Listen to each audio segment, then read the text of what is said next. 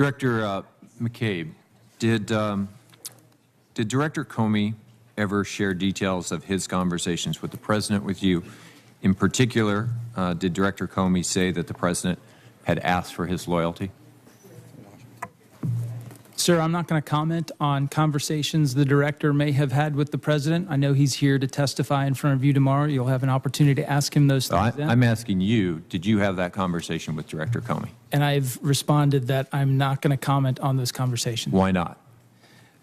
Because for two reasons. First, as I mentioned, I'm not in a position to talk about conversations that Director Comey may or may not have had with the President. I'm not asking you that. I'm asking about conversations that you had with Director Comey.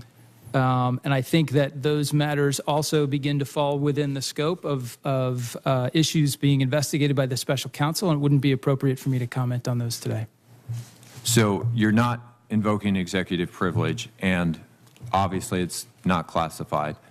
This is the Oversight Committee. Why would it not be appropriate for you to share that conversation with us? I think I'll let Director Comey speak for himself tomorrow in front of this committee. We certainly look forward to that, but I think your unwillingness to share that conversation is an issue. Director Coates, you've said as well that it would be inappropriate to answer a simple question about whether the President asked for your assistance in blunting the Russia investigation. I don't care how you felt. I'm not asking whether you felt pressured. I'm simply asking, did that conversation occur? And once again, Senator, I will say that I do believe it's inappropriate for me to discuss that in an open session. You realize, and obviously this is not releasing any classified information, but you realize how simple it would simply be to say, no, that never happened. Why is it inappropriate, Director Coates? I think conversations between the President and myself are, for the most part... You seem to apply that standard selectively. No, I'm not applying it selectively. I'm just saying I don't think it's appropriate. You can clear an awful lot up by simply saying that never happened. I do not share with the general public conversations that I have with the President or many of my colleagues within the administration that I believe should not be shared. Well, I think your unwillingness to answer a very basic question speaks volumes. It's not a matter of unwillingness, Mr. Rosen. It is a matter of unwillingness. It's a matter of how I share it and whom I share it to. And when there are ongoing investigations, I think it's inappropriate to. So you don't think the American people deserve to know the answer to that question? I think the investigations will determine that. Mr. McCabe, I'm puzzled by your refusal to answer Senator Heinrich's question about a conversation you may have had with Director Comey. What's the basis of your refusal to answer that question? Sir, as I stated, I think first, I can't sit here and tell you whether or not that those conversations that you're referring to. Why not? Do you not remember them? No, I'm sorry, sir. I don't know whether conversations along the lines that you have described fall within the purview of what the special counsel is now investigating. Is there some prohibition in the law that I'm not familiar with that you can't discuss an item and that you've been asked directly a question? It would not be appropriate for me, sir, to discuss issues that are potentially within the purview of the special counsel's investigation.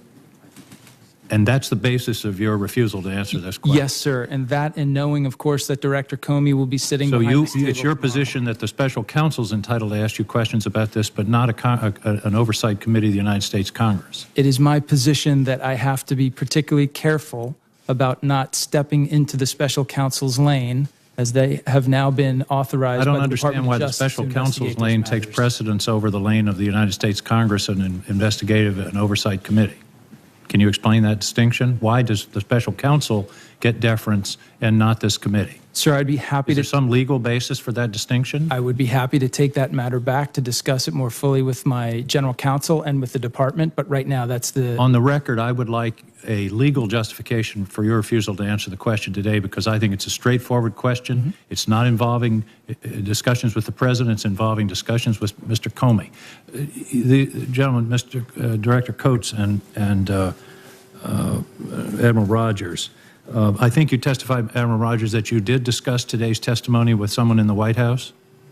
I said I asked, did the White House intend to evoke executive privileges associated with any interactions between myself and the President of the United States? And what was the answer to that question? To be honest, I didn't get a definitive answer, and both myself and the DNI are still talking to So the White then House. I'll ask General both Counsel. of you the same question. Why are you not answering these questions? Is there an invocation by the President of the United States of executive privilege? Is there or not?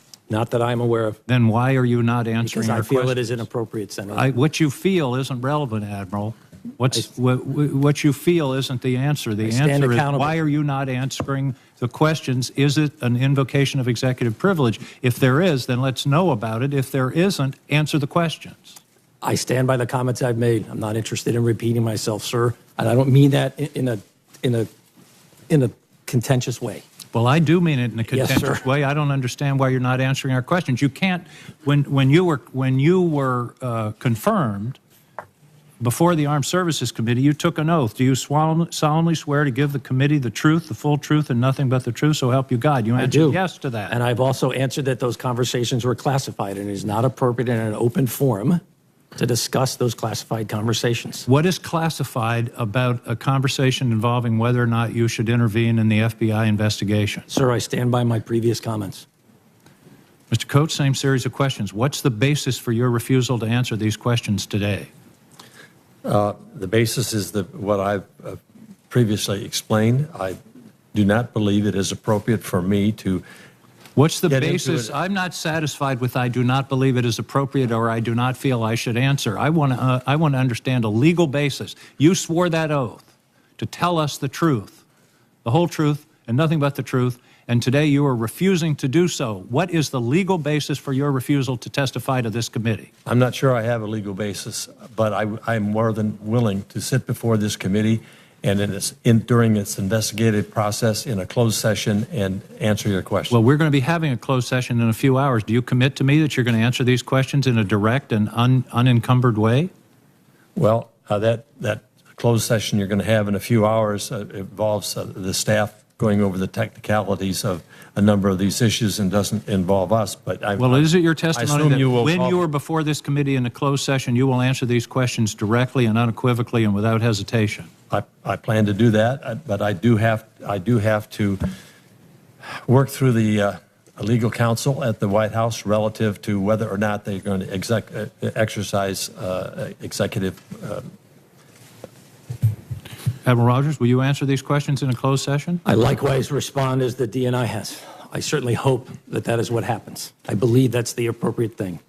But I do have to acknowledge, because of the sensitive nature and the executive privilege aspects of this, I need to be talking to the General Counsel in the White House. I hope we come to a position where we can have this dialogue. I welcome that dialogue, sir. I hope so, too. And I would just add in conclusion that both of you testified you had never been pressured under 3 years. I would argue that you have waived executive privilege by, in effect, testifying as to something that didn't happen. And I believe you opened the door to these questions. And it is my belief that you are inappropriately refusing to answer these questions today. Thank you, Mr. Chairman.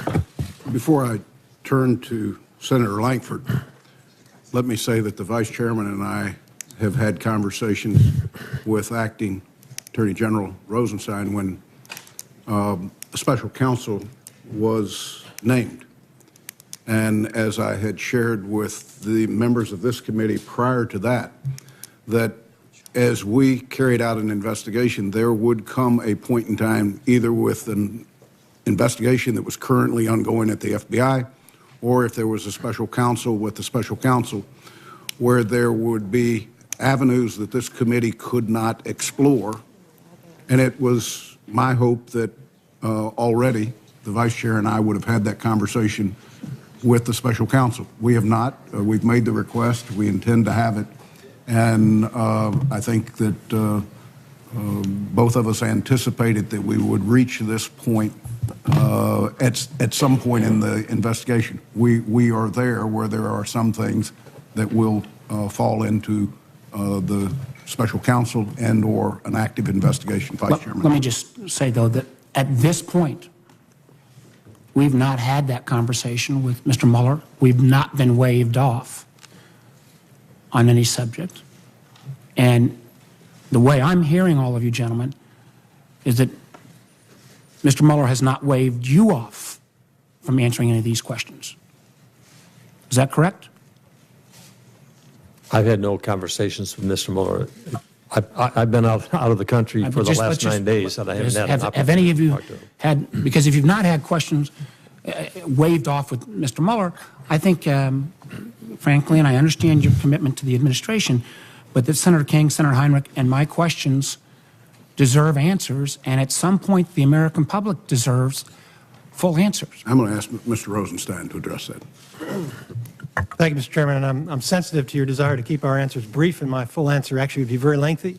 But my brief answer, from my perspective with the Department of Justice, and I've been there for 27 years, and Mr. McCabe also is a career employee of the Department of Justice, our default position is that when there's a Justice Department investigation, we do not discuss it publicly. That's our default rule, so nobody needs to. Is that the rule for the President of the United States as well? I don't know what. Because that is what the questions are being asked about. Reports that nobody has laid to rest here, that the President of the United States has intervened directly in an ongoing FBI investigation, and we've gotten no answer from any of you. And frankly, we've at least heard from Director Coates and Admiral Rogers that they've not been asked to recuse an answer because of Director Mueller. And I don't understand why we can't get that answer. So I'm not answering for Director Rogers or Director Coates. I'm answering for Director McCabe and myself with regard to the Department of Justice.